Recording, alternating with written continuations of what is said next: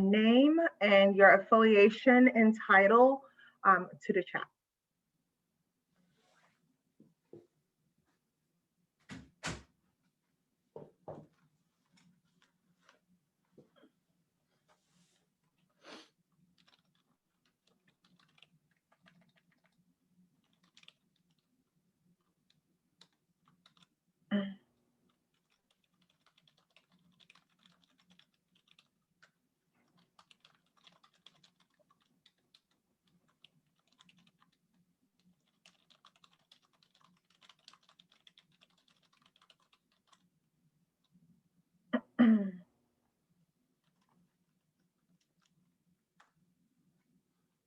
All right, we'll go ahead and get started here.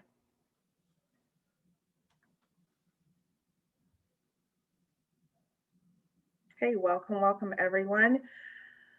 Good morning and welcome everyone to the Kings County ACES 101 event. This is our peer-to-peer session, also named Coffee and Connections, a provider best practice roundtables event.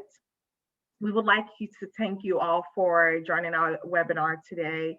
My name is Linda Baggio, and she, her, and hers, and I am the program manager with California Health Collaborative.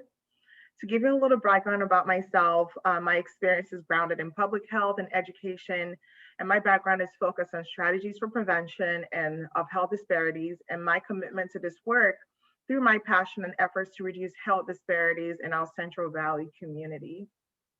We're very excited to have you all here today and presenting this for Kings County and entire Central Valley region as well. Throughout the session today, we encourage you to please stay aware of your body and ask yourself, how am I feeling, as we cover topics discussing ACEs, stress, and management, as we discuss trauma and burnout as well.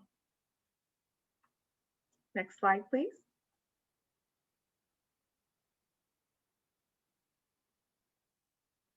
Thank you. Please be aware of the following housekeeping items. This webinar today will be recorded and made available on the KPFP website. Also, please keep your microphone on mute until we begin to take questions. If you are having issues with connecting to this webinar, please call in and mute your phone. And we also ask that you please all introduce yourselves in the chat feature with your name, health clinic organization, and location. Lastly, please check your Zoom name and ensure that it has the correct name to identify you, and please also state your pronouns as applicable. This slide allows an introduction to all our collaborating partners for this ACEs Aware initiative. ACEs Aware Kings County collaboration with funding from ACEs Aware is a collaboration of California Health Collaborative, Kings County Department of Public Health, Kings Partnership for Prevention, and Kings United Way. We very much appreciate the work of all our partners who have committed to moving this work forward to improve the health and well-being of individuals, families, and communities in which we live. To provide a quick introduction, a part of our partners are Everardo Legaspi, who is a program manager for Kings County Department of Public Health, Daisy Lopez, who is a senior director for California Health Collaborative, myself, Linda Baggio, who is a program manager with California Health Collaborative. And we also have George Yagatic, who is the training and engagement facilitator. And we also have Kings United Way here present. I will let Erica introduce her team. Good morning, everybody. Thank you for joining us. My name is Erica Lopez. I am the 211 coordinator. I am looking forward to talking to you all about a new project we are working on, which is a community information exchange, as well as our program that we have, which is 211 Kings County. Thank you so much, Erica. And now I will give this over to Karina to please introduce her team within Kings Partnership for Prevention. Good morning, everybody. My name is Karina, and I work with KPFP as the office administrator. Then we also have our executive director, Julie, and then our communications coordinator, Cameron, who couldn't join us today, but hopefully you'll be seeing more of later. Thank you. Thank you so much, Karina. Our facilitator today will be my colleague, George Agatic, who I will now turn this over to so he can introduce himself. Thank you, Linda. Good morning, everybody. My name is George Jagotic. My pronouns are he, him, and his, and I'm the training and engagement facilitator here at the California Health Collaborative. I have a clinical background in creative arts therapy and have worked in both outpatient and inpatient acute care. My experience has a strong foundation in patient-centered care and is resiliency-based. I feel strongly about this work and the current changes that are taking place in the field, and I'm excited about being here today to bring you this information. Thank you so much, George. And before we move on, we'll also like to give the table to our attendees to please take yourself off mute and introduce yourselves.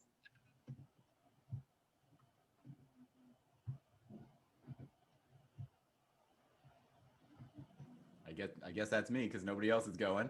My name's Noah. I actually work for Tulare County Health and Human Services Agency and am the director of the Tulare County Suicide Prevention Task Force. I also work very closely with our public health branch and George Salinas, or Jorge, who is our lead on our ACEs Aware grant. Thank you so much, Noah. We're so happy to have you here with us today.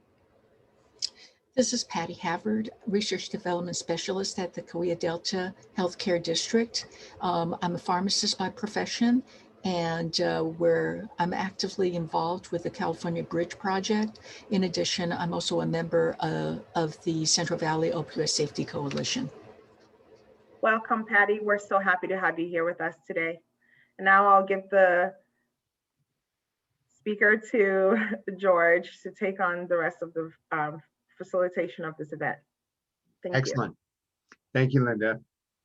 I just noticed that we are joined by Everardo Legaspi, and I'm wondering, Lalo, if you'd like to quickly introduce yourself as we went around and gave a quick round of introductions to everybody here. If you go ahead and unmute yourself and do that, that would be greatly appreciated. If Lalo is here with us.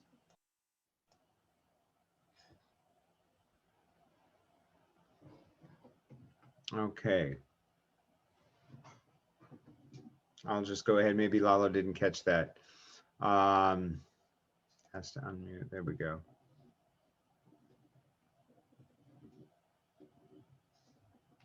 All right. Well, maybe we can catch Lalo later. Lalo is part of the Kings County Department of Public Health and one of our grantee administrators as well. Our agenda today is as follows, as you can see up on the screen. We are going to go through until 10:30 this morning without a break, beginning with an embodiment exercise in just a few moments. Afterwards, we're going to dive into our presentation, which will end with a group discussion to support the exchange of information relating to our own experiences and insights. So today's topic is burnout, compassion, fatigue, and secondary stress. And it can kick up a lot of feelings. We will be talking about trauma today. So what we want to do is we want to start with an awakening to embodiment. We want to start with an experiential that will ground us and give us a baseline of how we're feeling in the moment. Here is our objectives today. We want to start off by defining ACEs, resources, and some of the tools, making sure everybody's on the same language plate. We're going to offer an overview on burnout, compassion, fatigue, and secondary stress when implementing ACE screenings.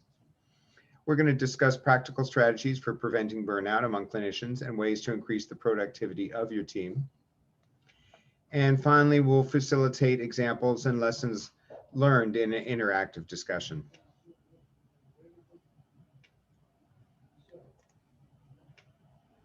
So to start off with, I invite you to open your screen and allow us to come together not only today in this space, but in movement, as we begin with a short awakening, a short warm up to get our body moving and to allow ourselves to check in and see how we're doing with a small breathing awareness exercise. We are living today in unprecedented times, and for most of us, disconnecting from our bodies might feel like the only option available to us. We privilege our thoughts and our minds without being curious about the relationship to the rest of who we are. Doing this, we end up feeling out of touch and balance with ourselves, therefore our community and our world. No conversation about trauma can overlook the fact that it is the body that is where we feel the trauma. And if we move ahead by intellectualizing, we miss out on a huge part of not only understanding, but of healing. We need to understand more fully that this work is about being fully present and not just doing, but being. The embodiment perspective corresponds to a shift away from representing our bodies as passive receptacles that are enhanced by positive experiences or damaged by negative ones. Instead, our bodies are seen as active agents in this process, and embodiment is a process of transformation of the body through its engagement with the world. It is so hard on these Zoom calls to really actively engage in the use of our body, but we want to encourage that today with this exercise and offer some very simple examples. As you tune in and become increasingly embodied, you'll experience a number of benefits: increased relaxation, peace, and ease in the physical realm, greater appreciation of your body and motivation to take good care of it, improved ability to focus and be present in this moment, which is the only moment we have, improved intuition concerning your physical, emotional, and mental needs, greater insight and wisdom. What we're talking about is resilience. Being fully present allows us to be more resilient to what comes our way. So on that note, sitting too long can weaken your body. The circulation of your fluids becomes sluggish and tension increases. This strains your nervous system, which lessens the ability of your mind to remain fully awake and to concentrate. It's probably this that actually turns us into zombies. So to start today, we're going to do a short warm-up where we can bring ourselves more fully into both our body and this moment. I invite you to activate your camera, join the community for this experience so that we can come together not only in this presence, but in movement. So I ask you to start by interlacing your fingers and gently rotating your wrists in a figure 8 fashion, warming up our wrists. Some of these wrist warm-ups are great for those of us who do sit in front of our computer, do a lot of typing. In the direction that you're going, go ahead and pause and go the opposite direction. It'll feel a little awkward, but that opposite direction, that awkward feeling of going in a direction that you're not used to is actually really good. We want to balance both sides of our brain, going in both directions. Keeping your hands interlaced, opening your fingers. Begin by warming your hands up. Rubbing your hands together, getting the sides of your fingers rubbing up and down. There are energy lines in our hands that we're beginning to warm up. We're activating the chi.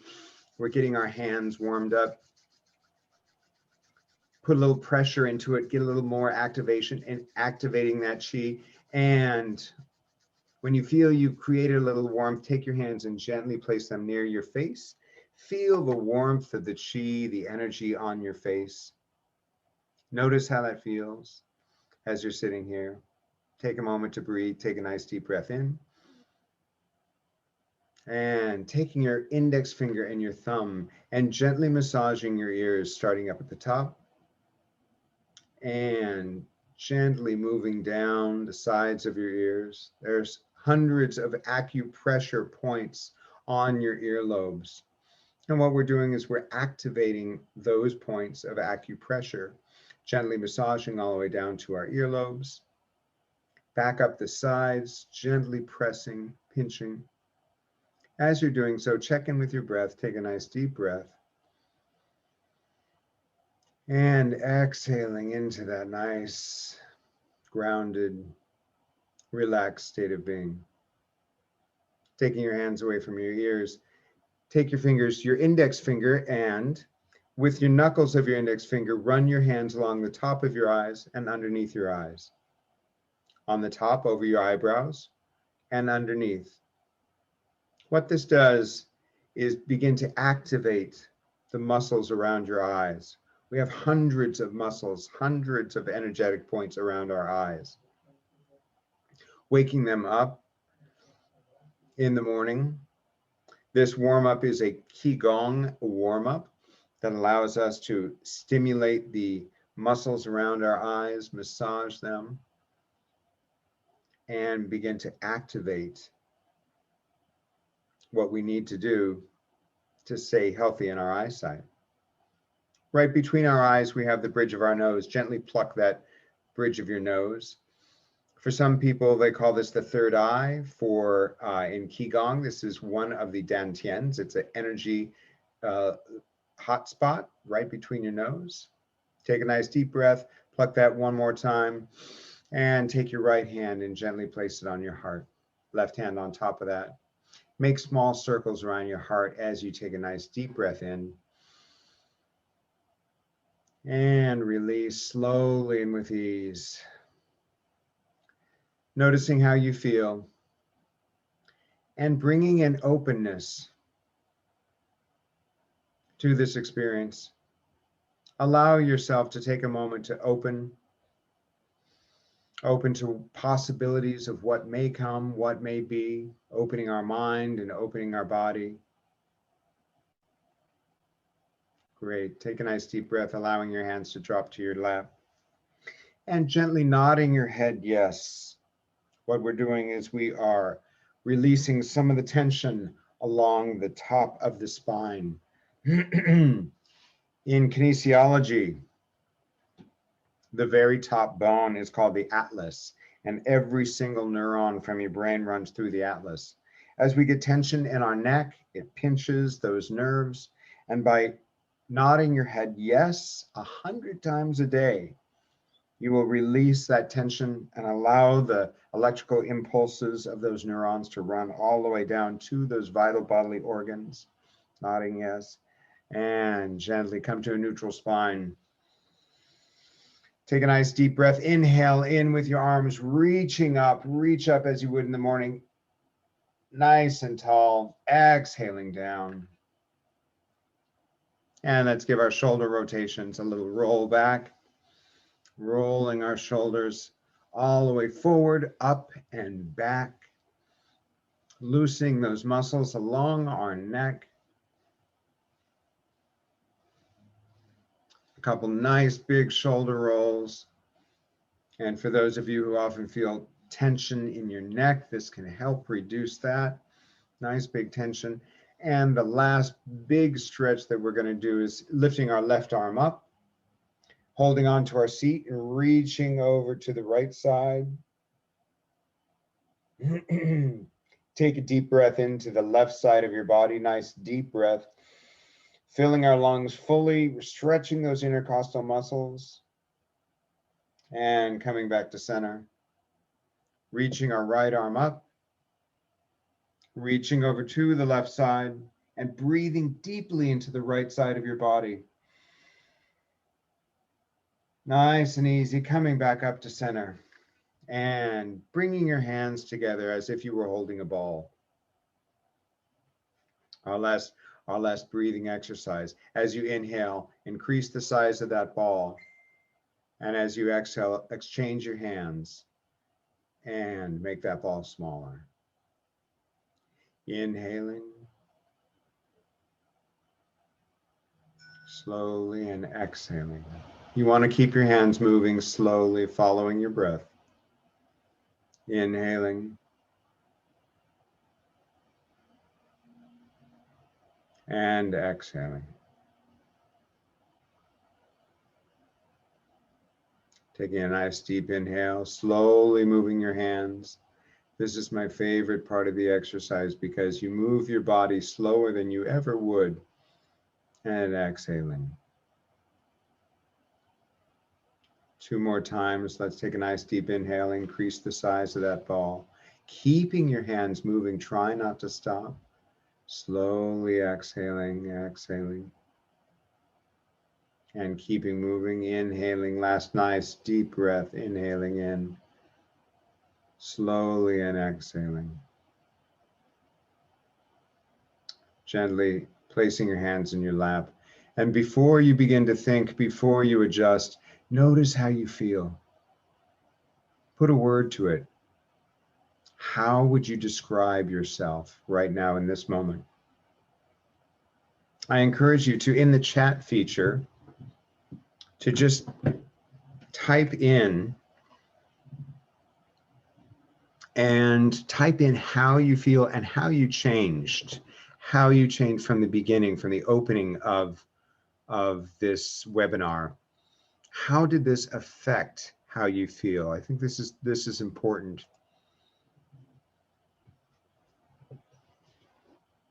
Zumbi. At peace. A sense of peace. Relaxed and awake. Excellent. Hold on to this sense of feeling relaxed and awake, because that will change over the course of the webinar. What we're doing is we're establishing a baseline. This self-care is an essential part of being a healer and makes a huge difference in the understanding of our well-being. Establishing this baseline for yourself can help you with when you are checking in under stress. So later on, as the day goes by, you can check in and you can remember how you felt in this moment and reflect back and see how it's different from your current state of being.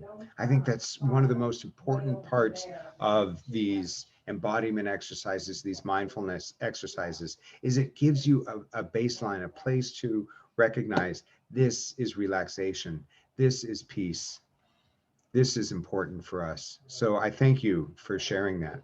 In yoga, the perspective is one in which through breath work, we are blending spirit and body.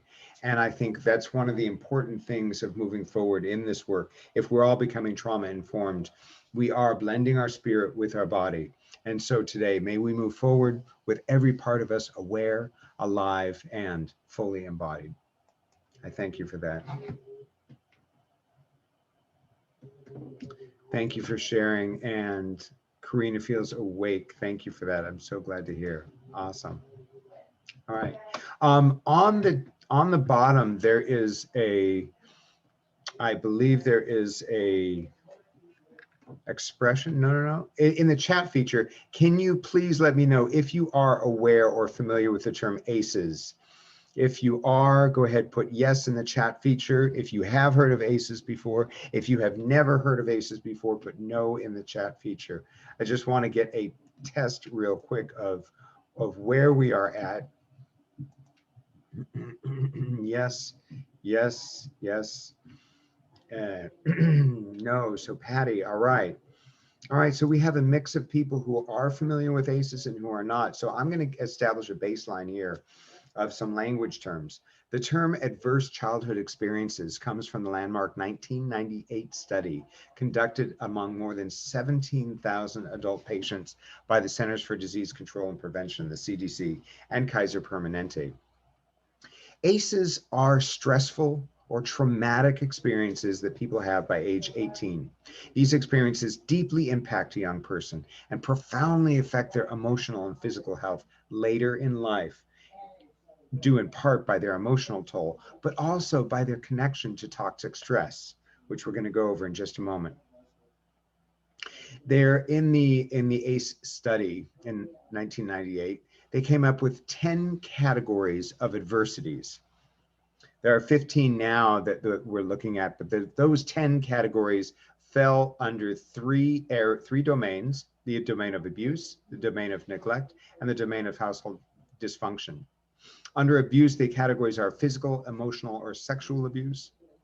Under neglect, physical or emotional neglect. And finally, household dysfunction: growing up with household incarceration, mental illness, substance dependence, parental separation or divorce, or intimate partner violence.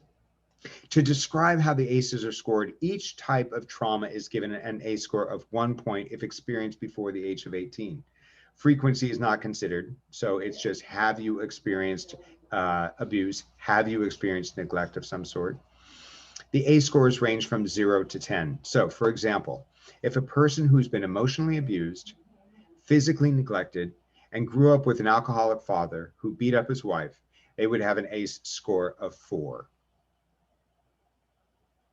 The other childhood adversities that we are looking at now as also having an ACE score, but not being counted in the original score, are other childhood adversities, including witnessing violence, experiencing discrimination, living in an unsafe neighborhood, being bullied, and living in foster care. These two can add to toxic stress and areas that can that can erode away at our safety or our peacefulness. Okay, Noah, I see you put in a helpful link, and I'm wondering if you could just unmute yourself and give us a quick heads up on what that link is about. Sure. National Public Radio did a series on ACEs a few years back, and they created this very helpful tool on their website where you can go through and take the ACEs question, and it provides some additional details. Really, out of the resources that I've come across over the past few years, I really like the NPR questionnaire quite a lot. And it's really helpful. If you'd like to, I could drop Dr. Nadine Burke-Harris's report in the link too, that she had the webinar on yesterday. Oh, that's awesome. Yes, thank you. I really appreciate that. We actually attended that webinar course and we're just completely impressed with how that laid out and the new information that came along with it as well.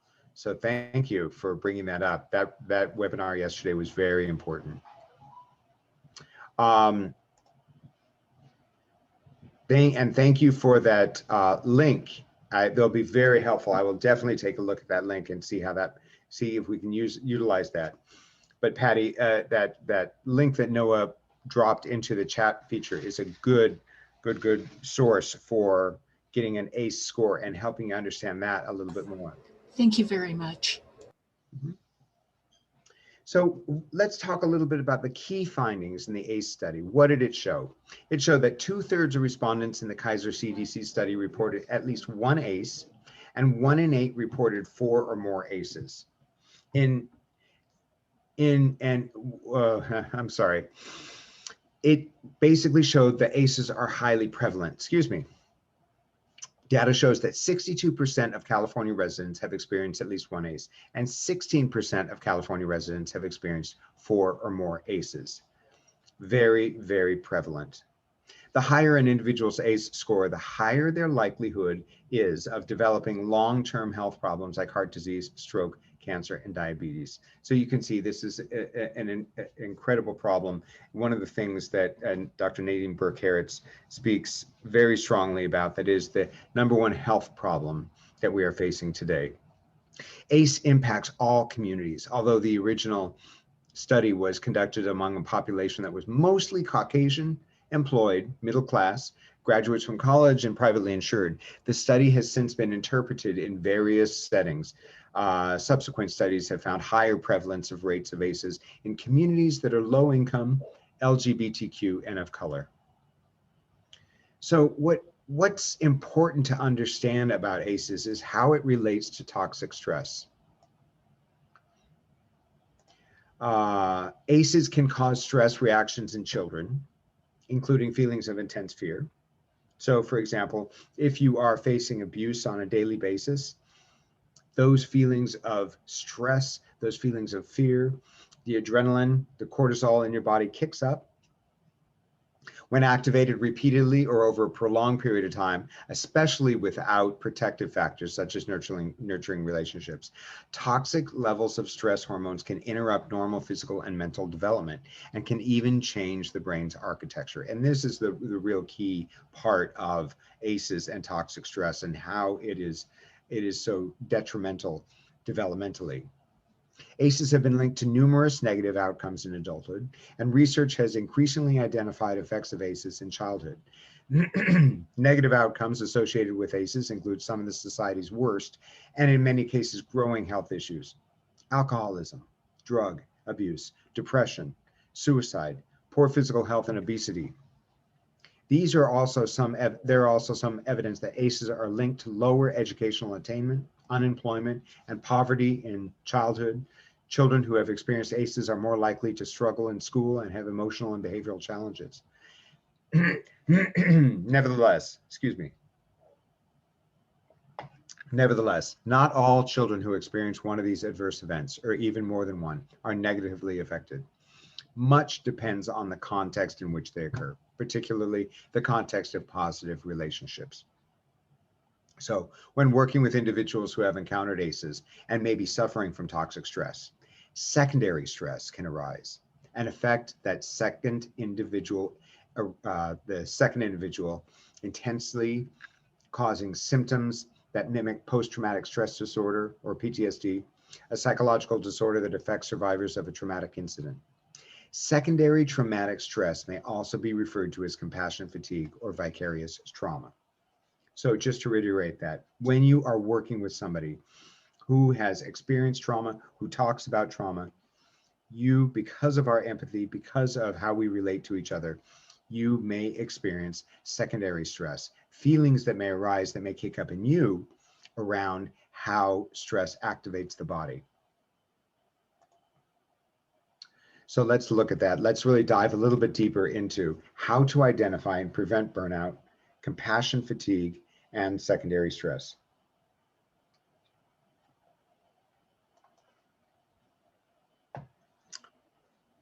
So all healthcare professionals are susceptible to burnout, compassion fatigue, and secondary traumatic stress. It is important to recognize that some sources link these experiences as the same.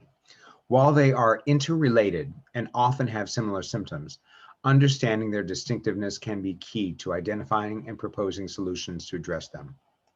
Burnout refers to a state of physical, mental, and/or emotional exhaustion caused by excessive or prolonged stress. It can lead to a sense of reduced accomplishment and loss of personal identity. Compassion fatigue refers to the physical and mental exhaustion and emotional withdrawal experienced over an extended period of time by those in the helping professions. It can lead to apathy or indifference toward the suffering of others. In contrast, compassion satisfaction is the fulfillment experience from helping others. Secondary traumatic stress can occur when a health professional experiences high stress or symptoms of trauma that mimic post-traumatic stress disorder. This can come up while discussing ACEs as the result of an ACE screening. So if you're currently doing ACE screenings, if you're having those discussions, secondary stress is something you have to be aware of. You have to be aware of how it affects you during the course of the conversation. How do the feelings in you change? How does your stress react? And again, going back to our awakening to embodiment, you want to have that place of baseline. You want to have that understanding of, no, this is affecting me. I am getting stressed. I feel my shoulders tension. I feel my stomach tighten. I feel my body tighten. That is secondary stress. And working in the healthcare profession, working with people who are traumatized, who come to you in need on a daily basis, has a effect on you and can wear away at you over a course of time. Experiencing trauma-related psychological and physical symptoms in response to helping or empathizing with others who have experienced traumatic events is a concern for all clinical practitioners. This may be especially true during a period of excessive workload or heightened personal stress. When you are overstretched, it can reduce the pleasure you find in work and life efficacy, add tension to your team, or raise conflict with patients' families.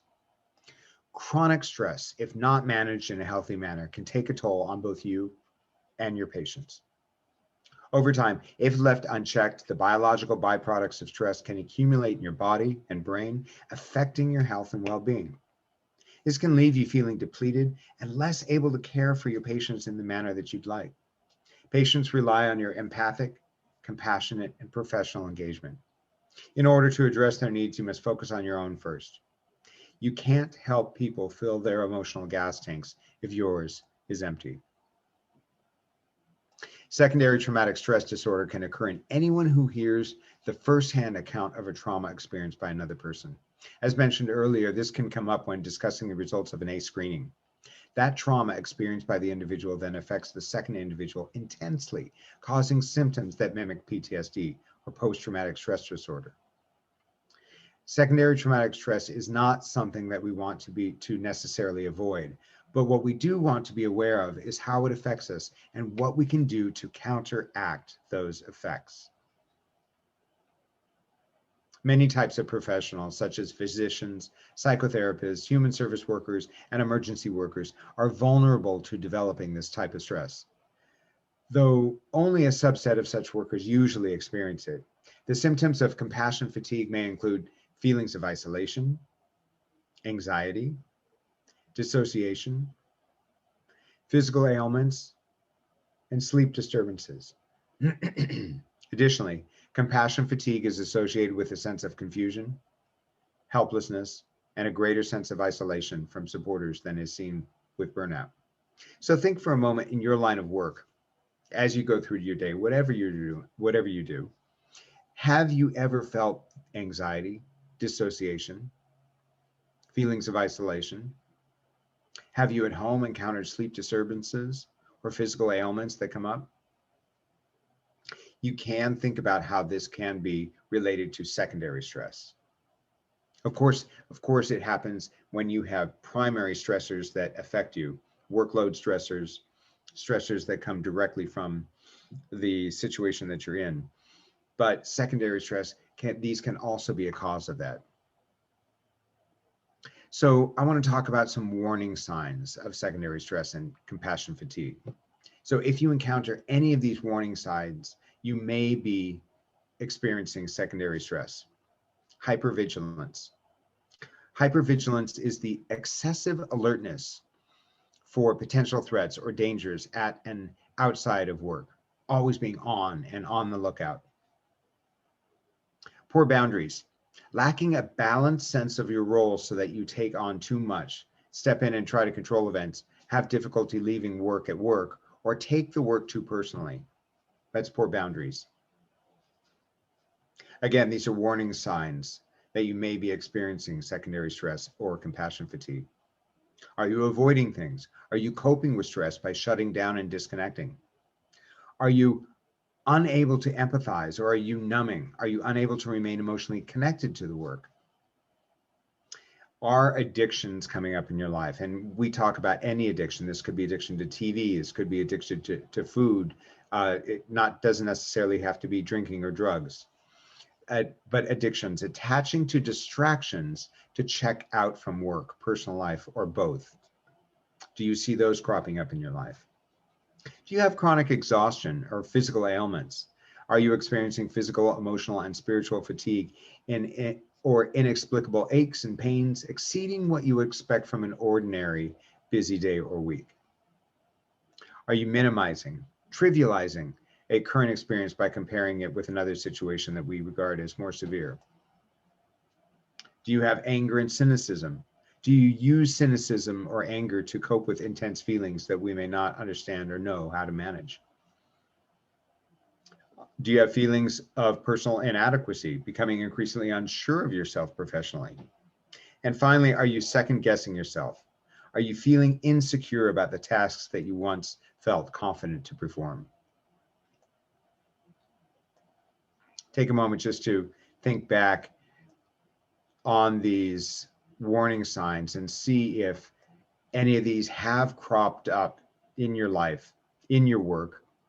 Hypervigilance, poor boundaries, avoidance, chronic exhaustion, fatigue, minimizing, anger and cynicism, feelings of professional inadequacy, and second guessing yourself.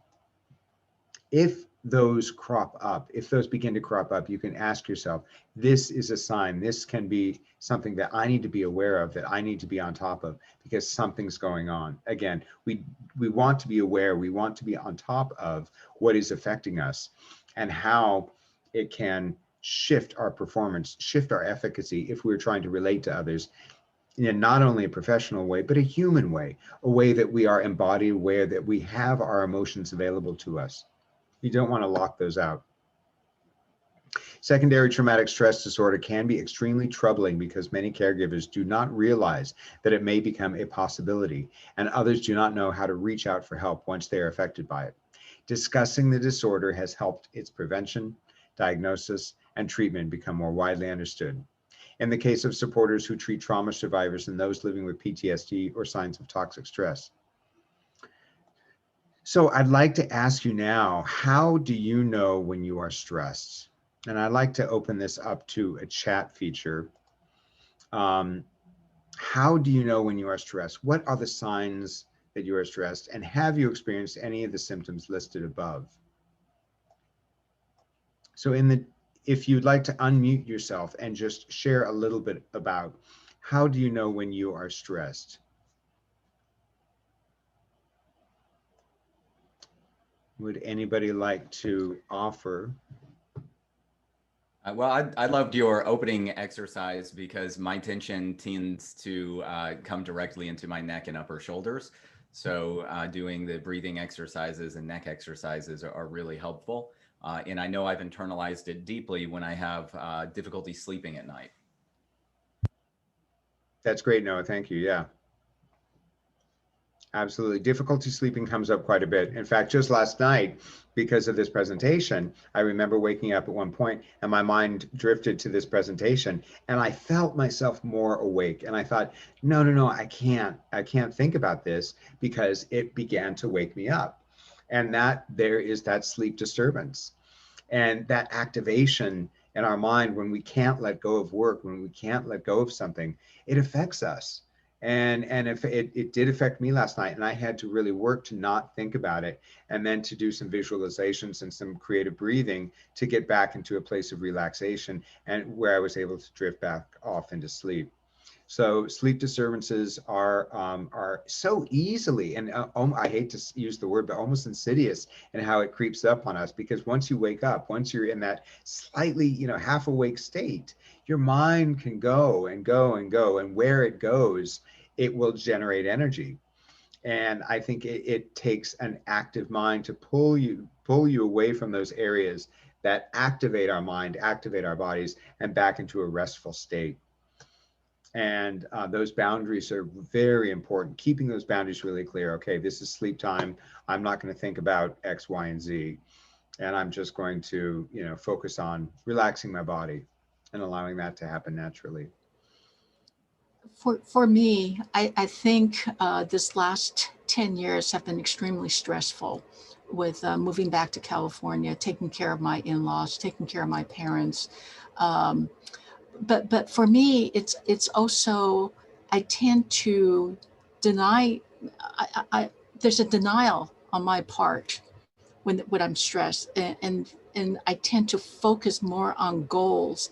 But to be honest with you, a lot of times it's focusing on the goals that overcomes my denial and the need to relax. And so participating in your exercise this morning, and one of my friends who's a big yoga um, advocate has always asked me to go with her. And I'm going to stop my denial and start going with her to yoga sessions.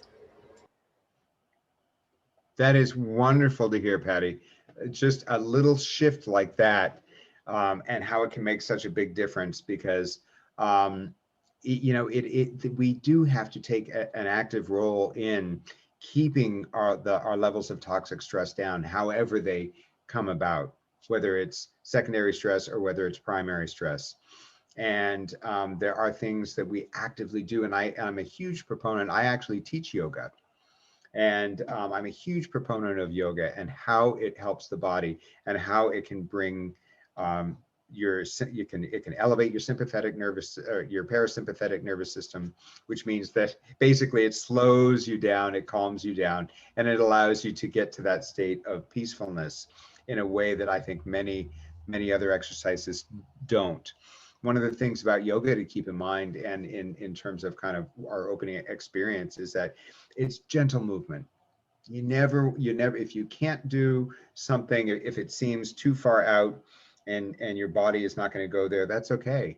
There are gradations of each and every pose, and you can take a simpler form of that pose, and you can make sure that your breath continues through each and every aspect of yoga, so that while you're doing it, you're not feeling like you're racking your body or you're pushing yourself too far, which is, I think, one of the great joys of yoga. At the end of the experience, they have what's called a shavasana, or a release.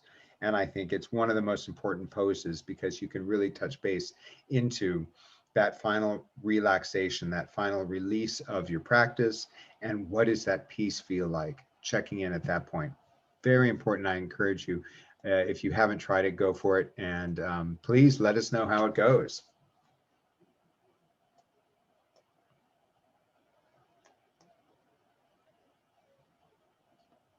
All right, so What do we do now that we have encountered secondary stress? Take a moment, just take a deep breath and just notice how your body's feeling now, right? It's a little different, a little bit more, the tension has come back into our bodies. Notice where you're holding that tension, where you feel that at this point in the experience. And as we dive into self-care and talking about self-care, notice how that shifts. Self-care is a term frequently used throughout helping professions. It is vitally important to providing services that are responsive to the trauma-related needs of not only ourselves, but of youth and of families. To building a community resilience and ultimately to sustaining a workforce of experienced professionals. But what does self-care truly mean? And what does it look like in practice? There is not a singular definition of self-care. However, across human service fields, it is universally understood as the activities and practices we engage in to reduce stress and support our long-term physical and emotional well-being so that we are at our best both personally and professionally. The National Child Traumatic Stress Network identifies 3 basic aspects of self-care: awareness, balance, and connection. So let's look at awareness. What is awareness? We were practicing awareness this morning. It is checking in on your body and your emotional state. We are often so focused in what we're doing, what we need to do, what is coming at us in life, that we don't check in on our bodies and say, well, how am I feeling at this moment? Where am I carrying my attention? And that needs to be an important part of your daily rituals. How you go about your life, how you go through your life, checking in, being aware of your body, your emotional state, and how it's fluctuating and changing over the course of the day is something that most people don't do. This step requires that you focus on stress levels in a concrete way, just like we were doing. Am I having stress in my shoulders? Am I having tension in my head? Is my stomach upset? Is it not? Am I released? Am I relaxed? Do I feel light? Do I feel open? And how far on that spectrum? Where am I on that spectrum? Take 30 seconds and maybe some deep breaths before entering the next exam room or dealing with the next patient to ask yourself, how am I feeling right now? Do I sense stress anywhere in my body, my neck, my shoulders, my jaw, my stomach? Take a deep breath and release it. Repeat if necessary. Ask yourself, am I embodied? Am I fully present? And how does this feeling state compare when I am truly relaxed? This will give you a good sense of how stressed you really are. Awareness is so important and it's so easy to forget. We can go about our day just grinding through tasks after task after task. And I think rechecking in with awareness is such an important part. Balance. How do we remain balanced? Consider how you divide your time between your personal and your work life. You will be most productive when you make time to rest, relax, and recharge. Being mindful of work-life balance and implementing reasonable boundaries will keep your battery charged, while at the same time giving you time and space to grow as both a person and a provider. Maintaining balance will also help you manage your own stress, a big positive for you and your patients. And I want to emphasize here one more time about how boundaries are so important. Because again, if you don't set those boundaries, in my example about sleep, thinking about this presentation today, if you don't set those boundaries and say, no, I'm not going to think about that, and actively move your thoughts away, or set boundaries around the time of your work or what you're doing around work, those boundaries need to be clean and clear and actively worked on to keep that work-life balance in shape. And finally, connection. Build supportive relationships with people in all areas of your life, including your work and your home community. Make spending time with friends and family a priority. Identify the activities that make you feel happiest and most fulfilled, and schedule these into your calendars to ensure that they don't get lost in the shuffle of everyday life. The stronger your connections and social supports, the better you will feel. And we have 2 things that really stand out here. That is the connections, those relationships, who can help you in all areas of your life, socially, talking about work, talking about different aspects of your hobbies, of what you do. Maybe you have somebody you like going shopping with. Maybe you have somebody that you can talk to about your relationships with your partner with. So having different people to help you with these different areas of your life. And then secondly, resilience. This allows us to be resilient if we have these areas of communication. Addressing the stressors of burnout, compassion, fatigue, and secondary traumatic stress needs to occur at both the individual and the organizational levels and falls into two categories: prevention and treatment. Helpers can adopt lifestyle and work habits that help them maintain strong practice approaches and personal boundaries that can be protective in relation to a helping role. Sometimes even the most seasoned and personally balanced professionals find themselves struggling with secondary traumatization.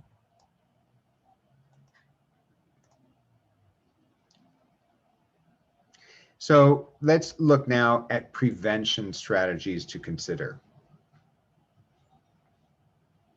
These are important prevention strategies, things you need to ongoing keep in mind so that you don't encounter secondary stress. Life balance. Work to establish and maintain a diversity of interests, activities, and relationships. Focus on your work, but allow yourself to have a life beyond that. Do you have hobbies and other areas of interest that can enhance your life in ways that will fulfill you and give you something else to look forward to other than work? Relaxation techniques. Ensure downtime by practicing meditation or guided imagery. I'll throw yoga in there, Tai Chi or Qigong. Any of those are excellent relaxation techniques.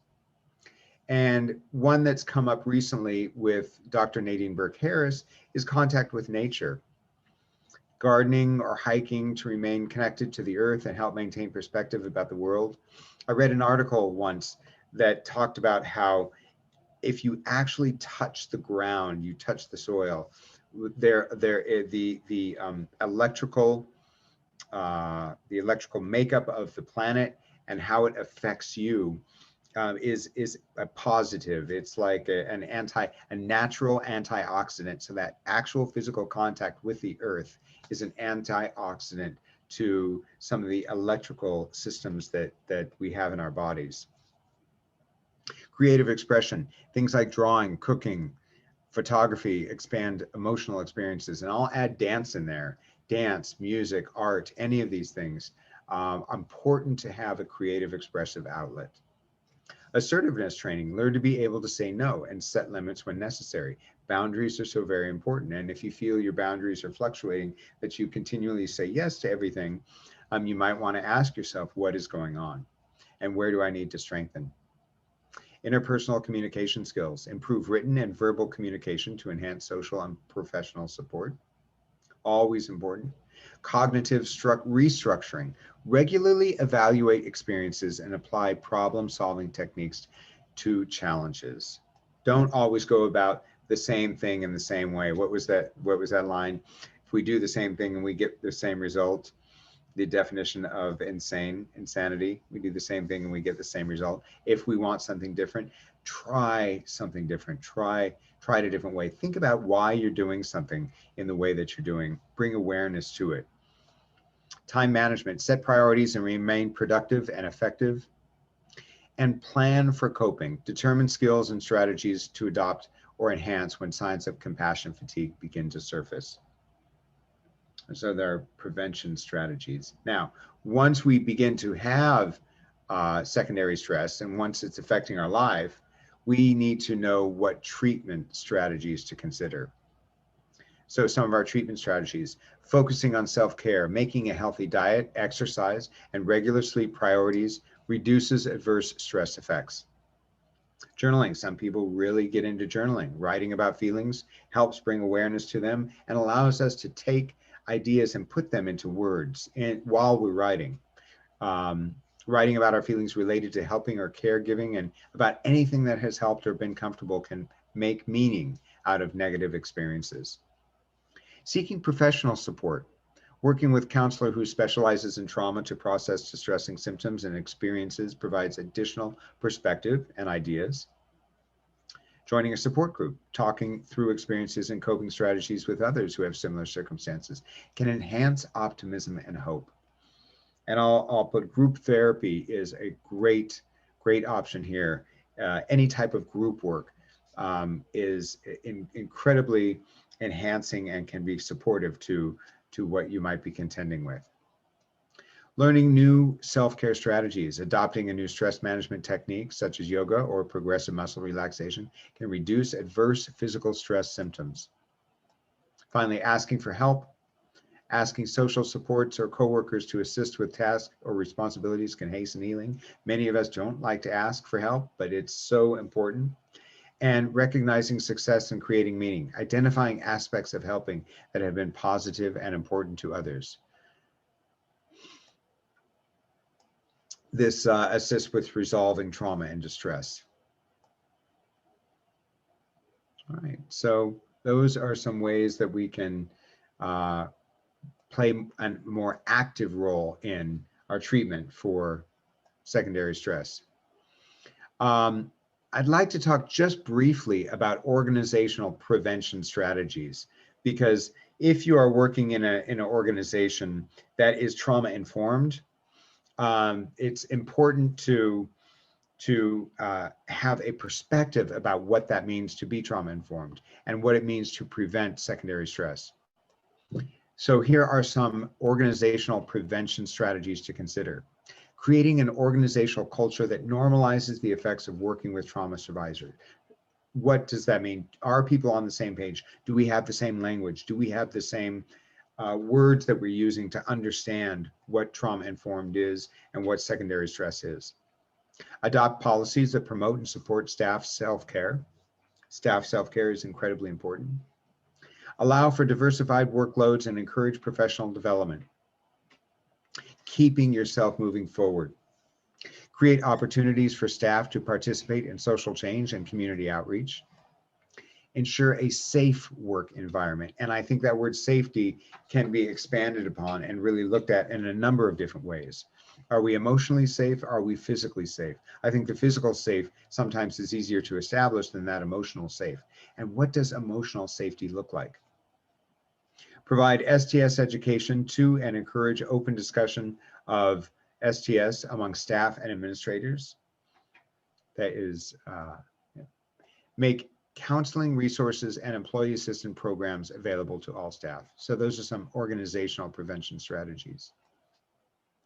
So I'd like to show you quickly, before we move on to our Mentimeter, I'd like to show you quickly a resource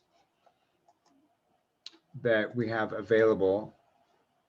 Secondary traumatic stress and a self-care packet. This is one thing that I will put in the chat feature. It is an excellent resource for you to use to, there we go.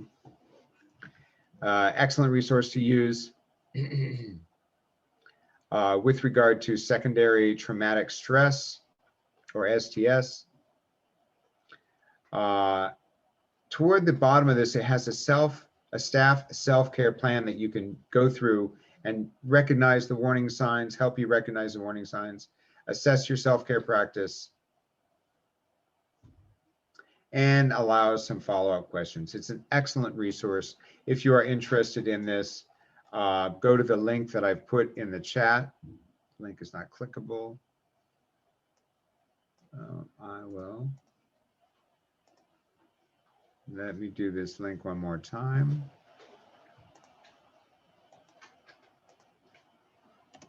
There we go. Thank you, Linda. I appreciate that. Secondary traumatic stress and self-care packet. It's good to work through. If you have never worked through one of these secondary stress worksheets before, it's good. I would encourage you to do it maybe once a year, every so often, so that you get again a knowledge base of how you are being affected by life, how you are working through life, and how you are coping. Because whether it's primary or secondary stress, we all encounter stress. It's all a part of our life. And how do we live a more holistic, more aware life, a life that is lived with mindfulness? And I think that's the goal here. Now, if you are not familiar with Mentimeter, I'd like to welcome you to Menti. I'm going to introduce you. This involves using your phone. So if you go to menti.com and type in the code 82003877, I'm sorry, we have some questions that we'd like to use. And again, if you have not used Mentimeter before, this will be a fun little example. It'll give you a little break from what we're doing. We are going to ask a couple questions and get those results live and on the screen here that we're talking about. So on your phone, go to menti.com, menti.com. And if you can see the welcome sign here, we are excited that you were here.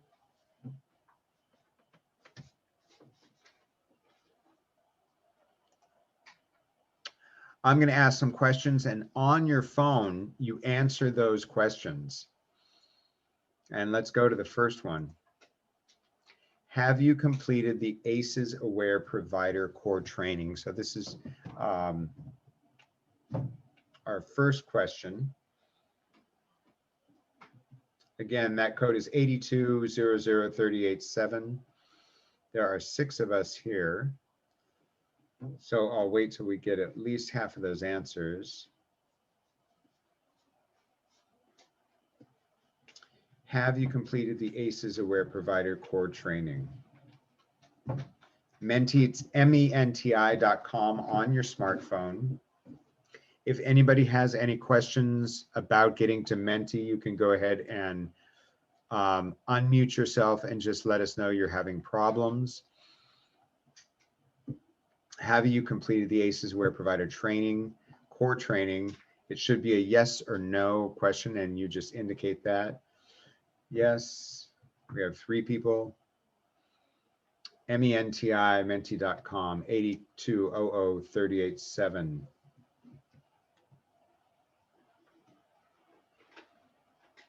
And so you can see here how we're doing. We have 1 person here today who has completed the training, 2 that have not. This is the core training from ACEs Aware. We're going to be showing you just briefly a little tour of that website and where you can go to get that training. We're just curious who has taken the training and who has not. All right. So unless there's any further questions, let's see, 4, we have 3 who have not, 1 who has. Yeah, so most of us here have not, which is good because I will show you where to get that training. Anybody, you do not have to be a provider to get that training. You can get that training online, even if you're not a provider, and I encourage everybody to do so. How do you care for yourself at work? So type in how you care for yourself at work. What types of things do you do to reduce your stress level? What types of things have you tried doing? Whether it's one time, whether it's multiple times, what are some of the things that help you at work?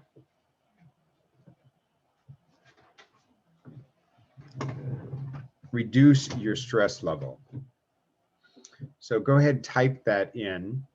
This would be like a text. It'll be on your phone. Again, if you're at the Mentimeter, what types of things? Breathing exercises and stretch breaks. Those are great. Yeah. Again, when you're sitting at your desk for so long, one of the things that I do is I stand up, I walk around, come back down, do some stretching. You've got to get your body moving. I think it's so important. How do you care for yourself at work? Anybody else here? Let's start a countdown. We'll do other people. How do other people care for themselves at work? Walk on breaks. Yes, absolutely. Take walks. Yes, if you have a dog, you can take a walk. Or just get out in the sun. It's so important to get out in the sun. Okay. Talk to colleagues. There's a good one. Yes. it's the, meeting by the water cooler. That is an important coping strategy. Talking to colleagues. How do colleagues get through this? How do we support each other? And that's a good one. I love those. Stretching, breathing, walking, talking to colleagues, all important things you need to do over the course of your day. All right, so I'll go ahead and close that and go on to our next question.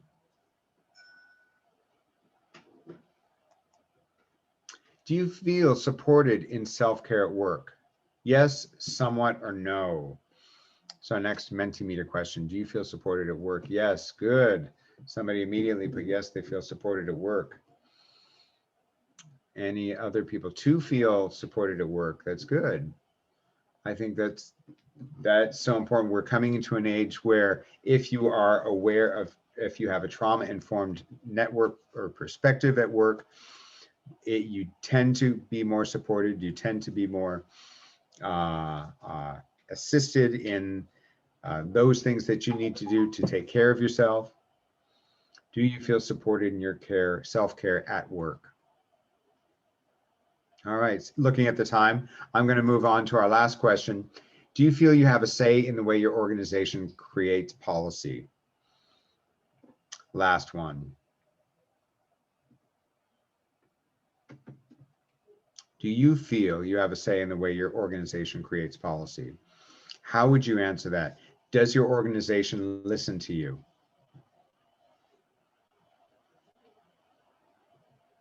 Yes, good. Another yes. I'm glad to hear. Do you feel you have a say in the way your organization creates policy? 2, yes. Good. We are working with good organizations today.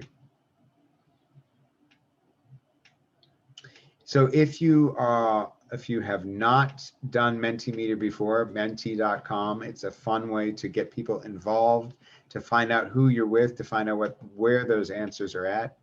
I'm going to go ahead and close up Mentimeter as we speak, and moving back to our presentation. I'd like you all to unmute yourself and open your cameras to take just a moment and to get some feedback. How do you identify burnout in your work and some of the impacts on what you do? How do you see burnout, secondary traumatic stress, STS? How do you feel it affecting your work? And I'd love to get some input from those of you that are participating today in this, and some closing comments.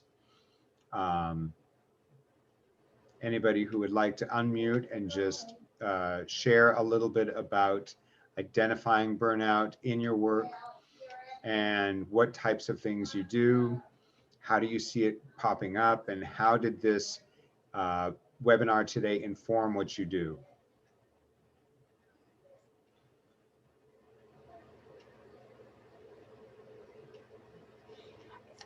I think I'll go ahead and start. This is Patty, and I think I like to present my professional career. I've been in academia, Tier 1 universities for well over 28 years. Then I had to move back to California to care for my parents and my aging parents. I'm almost at the end of my career, and having a career change is something that has really been stressful to some degree. And however, I have been able to take my skill set in research and be able to utilize what my skill set have been over the last 32 years and help our district here. I think one of the burnout that I'm facing is the constant life learning process in order to be successful. I say that only because there's so much to learn, and about this whole AECs, this is new. and the reason why I attended is because there is a funding opportunity for this topic. And so I'm so excited from your presentation, but at the same time, I'm also stressful trying to write something that could be meaningful and impactful. So I'm trying to learn as much as I can in the time limitation that we have for this grant funding, but being positive. And I think one of the things is knowing some of the individuals here to possibly guide me through this application. I feel good about it. And that goes back to talking with colleagues. That's excellent. Thank you, Patty. Thank you for sharing that. It's again, it's that you've got support around you, you've got the colleagues around you, and keep reaching out. I think this is one place today where we talked a little bit about ACEs. It was a brief introduction. There are many resources out there to help inform you about what ACEs are. In fact, I'm going to go over the website just briefly to show you exactly where to go to get a little bit more trained on ACEs. And I'm just wondering if we can hear from you, Noah, really quickly before I do that, on how today, what impacted you today, what was significant, what was something that you took from today that you might want to share with us. Well, I think it's somewhat similar to Patty in that it's sort of like it's a constant learning, but ACEs is one of the subjects that I absolutely adore. I actually score a 9 on the screener myself. So looking at the information that's available, the tools and resources and how to cope with it and help others cope with it is important. So I love participating in events like this because it just sort of reiterates and reinforces the information and helps me absorb it a little better. For Patty's purposes, she might also help it might find it helpful for 2 interrelated topics to ACEs, which is social emotional wellness, as well as trauma-informed care. These are all really interrelated concepts and can really help strengthen applications and things for grants, especially with that interchange between the 3 concepts. Thank you so much. Thank you, Noah. Yeah, awesome. I really appreciate you sharing that. And that's what this, coming together like this, that's what this is about, is really supporting each other on our life's journey, on what we're doing, and making sure that we take these times, we take these moments to reflect back on, yes, those things, what are important: awareness, moving slowly, having relationships, and communicating. All very important things to keep our stress level down so that we can keep moving forward. These are the things that are important in our lives. Patty, I wanted to go over quickly the ACEs website. If you go to www.acesaware.org, it's a very simple website that is laid out very simply, has some very important material on it. It's laid out where it's laid out under with the headings, of screen, treat, heal, about, and get trained. Now, under screen, it has details about California's provider training opportunities, ACE screening tools, and how to get certified and receive payment for screening Medi-Cal patients. So if you are interested in looking at a screening tool, they have the screening tools available for children and adults, both in English and in Spanish for children and adults. Under treat, it's information about the science of ACEs and toxic stress, and how incorporating ACE screening and trauma-informed care into clinical practice can inform patient treatment. Under treat and under heal, they have resources to support providers and communities working to reduce the prevalence and impact of ACEs and toxic stress. A couple of things I want to point out. Under COVID-19, they have resources for healthcare workforce and clinics, managing mental health during COVID-19. This is a great article. I'll show you here. Taking care of yourself. Again, those steps that you need to do to take care of yourself and your staff and your patients, and what to do. Mental health under COVID-19. Also under HEAL, they have the provider toolkit. If you are going to be doing screenings or are interested in the screenings, all those things that you need to have to have all the information that you need and to do those screenings. And finally, under HEAL, under ACE resources, and Patty, this is the most important area here under ACEs, where is under HEAL and under resources, all the different resources listed by type, by topic, and by resources by organization. There's one under self-care tools today, since we talked about secondary traumatic stress. Under self-care tools, we have ACEs Aware self-care tool for adults. If you click on that, here's another resource to use. You can give this as a screening tool for patients. For yourself, you can look through here and answer the questions here to see how you rank, how you rate in terms of self-care. So this is an ACEs Aware self-care tool for adults. Thank you so much. Absolutely. I do have a question. The type of research that I used to do is basic science research. We look at inflammatory markers, and I was involved with HIV and pregnancy back in Ohio. The type of grants that I'm beginning to be able to have the opportunities to write are not so basic science related, even though we do know that ACE is actually very much high levels of inflammatory cytokines, et cetera. To what degree are these type of funding agencies that support a little bit of basic science and integrating basic science with clinical outcomes?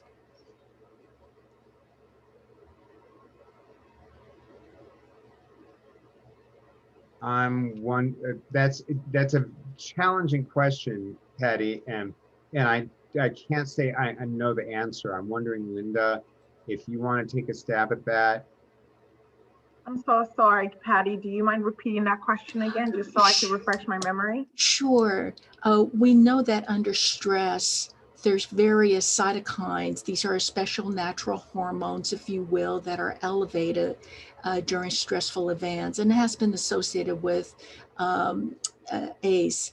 And but the type of grants that's coming across are mostly programmatic developments and providing the best care to the patients and reducing the trauma. But to what degree are these fundings possibly maybe enhanced by incorporating some clinical scientific component to the protocol, looking at baseline cytokine levels and then having the intervention and then looking at the outcomes and correlating the cytokine levels to not only the intervention, but also the outcomes? That's a really wonderful question, Patty. I wish I did have a question for you. I mean, a response for you right away on how the cortisol levels can respond to, in terms of the application of ACEs and managing those stress levels with patients. But what I can do is refer back to you with some resources at a later time. Is that okay? Of course. Thank you very much. Thank you, Patty. Yeah, I think you'll also find some helpful information in Dr. Nadine Burke-Harris's report. And once that webinar is available for review, she actually does talk a bit about sort of like the psychopharmacology related to this. And there are really several data sets referenced within the report that is shared in chat. So I would recommend taking a look through that, because she addresses at least the mechanics of what you're talking about in there, but I don't recall anything specific about funding.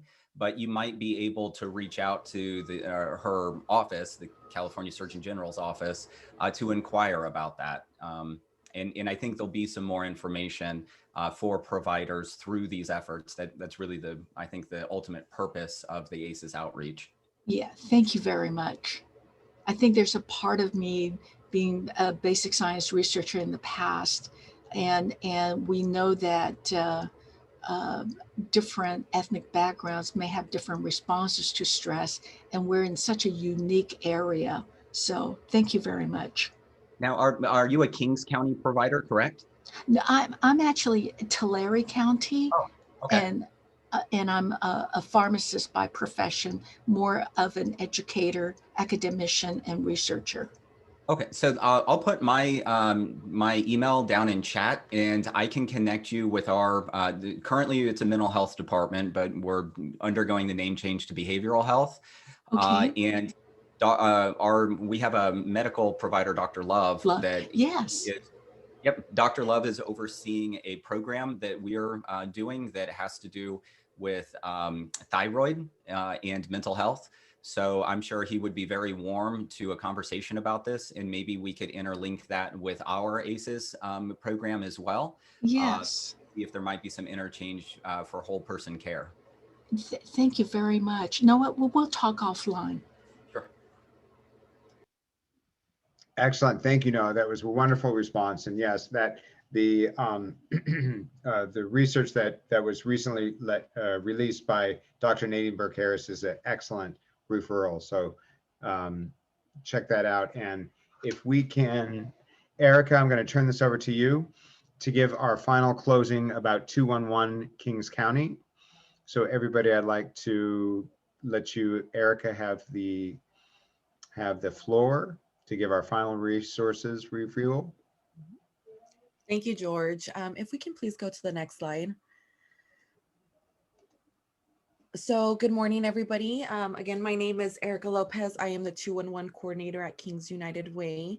That is a picture of Nanette Villarreal. She is Kings United Way Executive Director. She couldn't be with us today, but I'm sure you all will get to know her at a later time. Next slide, please. And today I'm going to be talking about 211 Kings County as well as the Community Information Exchange. So as I mentioned earlier, I'm here to talk to you about the 211 Kings County and a new project we are working on called the CIE, short for Community Information Exchange. 211 is a free 24/7 service. It's a 3-digit dialing code. It gives you information and access to community health and social services. With the CIE, it's a systems change that foster true collaboration across networks, moving towards a person-centered intervention and interaction across healthcare and human services. The goal of a CIE is to improve health and wellness for individuals and populations. Next slide, please. So 211 is a program of Kings United Way. It is a free and confidential service that you can use at any time, day or night, to get information on community health and social services, such as food, mental health services, legal services, and much more. So how can we get connected to these resources, whether it's for, clients, friends, family members, ourselves. We have different ways to access 211. So the different ways to access 211, we have where you can call 211. It is available 24/7. It is confidential, and you can speak to a live call specialist when you call in English or Spanish. So let's say, I'm sorry, as well as staff also uses teleinterpret services, and you can get connected to over 150 different languages as well when you dial 211. So let's say an individual is behind on rent and is looking for help with those or with that service or that need.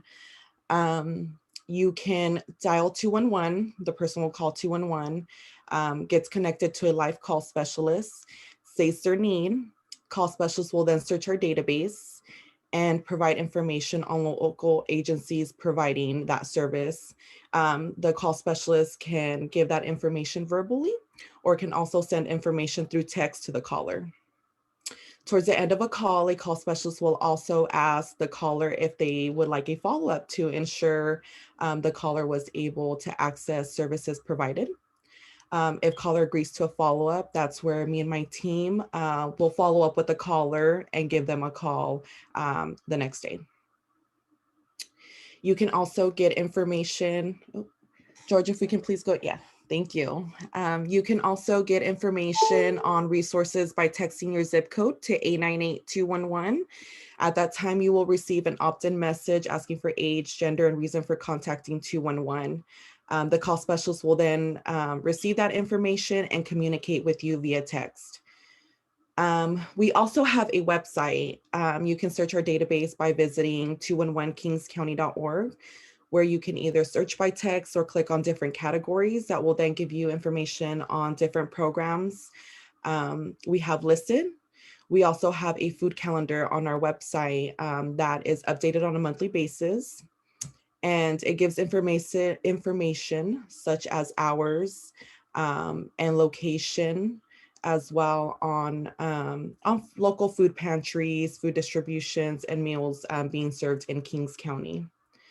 We also have live chat available where you will get connected to a live call specialist on our website in case you're having trouble finding resources, and that is also available 24/7.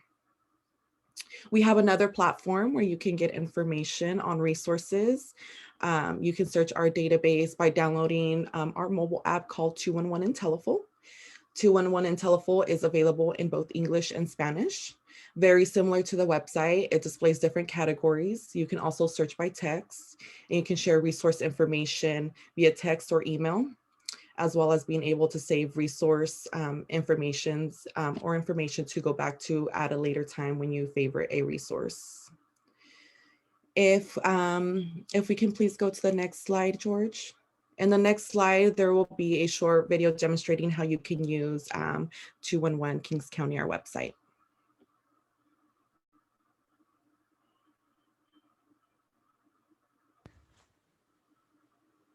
George, on your share window, if you go up to the three dots where it says more, there should be a checkbox for share desktop audio. Search through our category menu. Click on the category of your choice. Information on services in our database are available in both English and in Spanish. Get information on a service such as description, phone numbers, location, hours, and program delivery.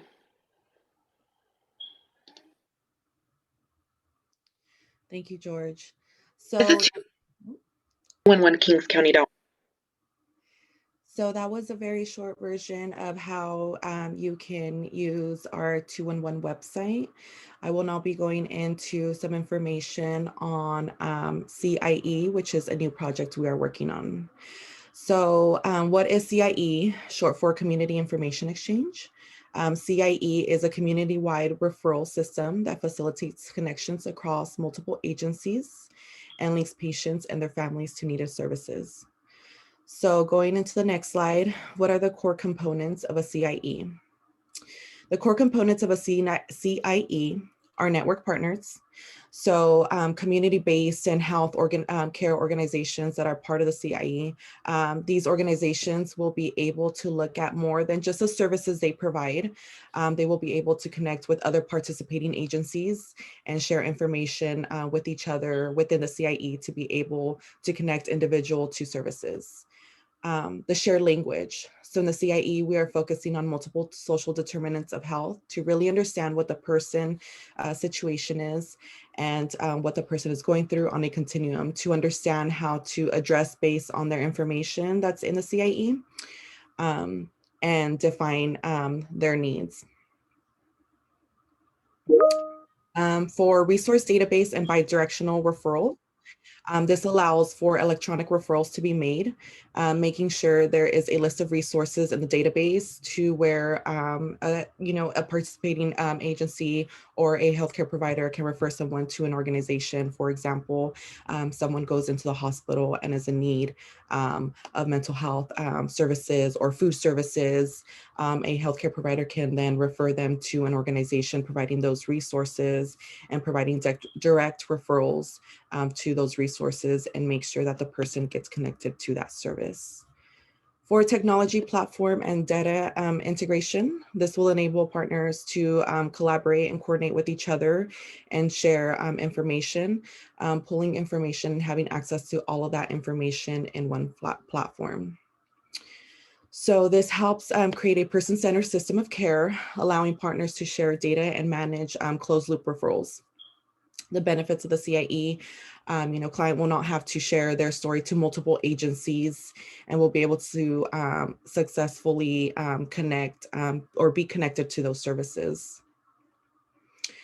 Service providers will also have all the shared information with each other to ensure that all the individuals' needs are being addressed and met. So working together and sharing information in order to address that person-centered care. So overall, that is what the CIE is. Again, this is a new project we are working on.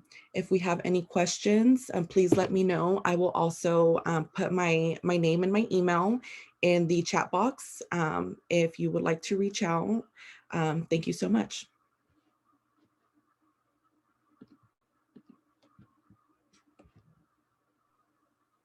Thank you so much, Erica. And now we'd like to open up the room for any questions, any additional questions. If you do not have any questions at the time, please feel free to email us for any additional comments or questions. We apologize that this session has run over by 5 minutes in respect of your time. We will conclude this session by providing a survey link for an evaluation. If you could please take the time to please complete this. This is very important for our tracking and our efforts surrounding ACEs Aware initiative.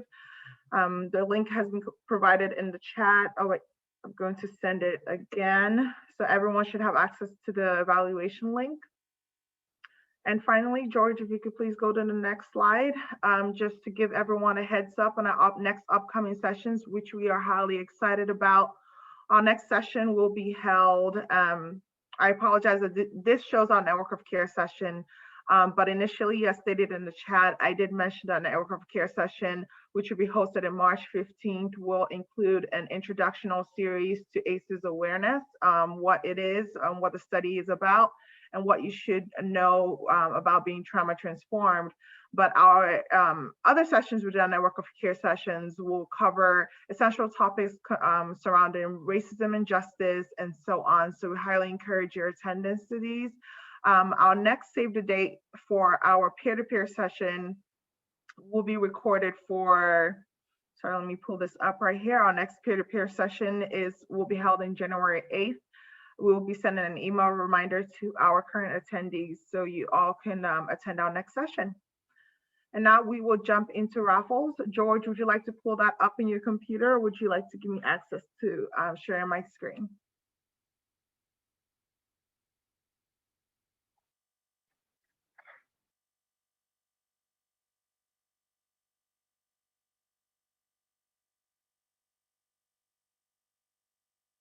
I included the link in the chat for you, George.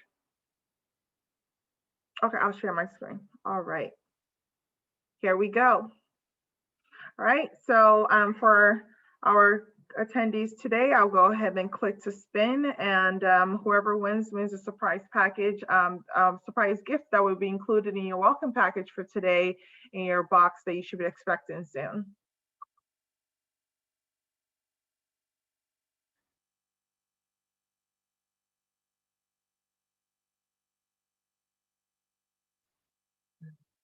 That was a very close win, but we're happy that all of our gracious attendees that were able to make it today are both winners. So we'll be including a special surprise in your welcome box, which you should look forward to getting soon. And please, I have included our evaluation link. Patty, if you could please take the time to complete that evaluation, that will be highly appreciated. And that concludes our session today, and we look forward to seeing you at our next Network of Care event or our peer-to-peer event. Are there any other questions, comments? Thank you so much. And I'm just curious, Linda and George, where are you located? Because I work very closely with the California Health Collaborative at Fresno with the Lock It Up project and et cetera. So where are you located? Physically, we are both working from home, of course, and we're physically located in Visalia, but our office is technically stationed in the Fresno office, so we're working out of the office, but physically, as we are working remote, we are stationed in Visalia. I dropped by. I was supposed to meet Daisy Lopez. Oh yes, that is our Yeah. senior director. Yes. Okay. Very good. Thank you. Thank you so much. Of course, thank you so much, Patty. And if you have any additional questions, please feel free to reach out to me via email. I would love to connect with you further. Very good. We Okay. will be in touch. Thank Thank you. you, Patty. Thank you, Have everyone. a good day. Thank you so much, and thank you, everyone. Have a good rest of your day. Thank you, Erica, George. Bye-bye. Bye. Thank you.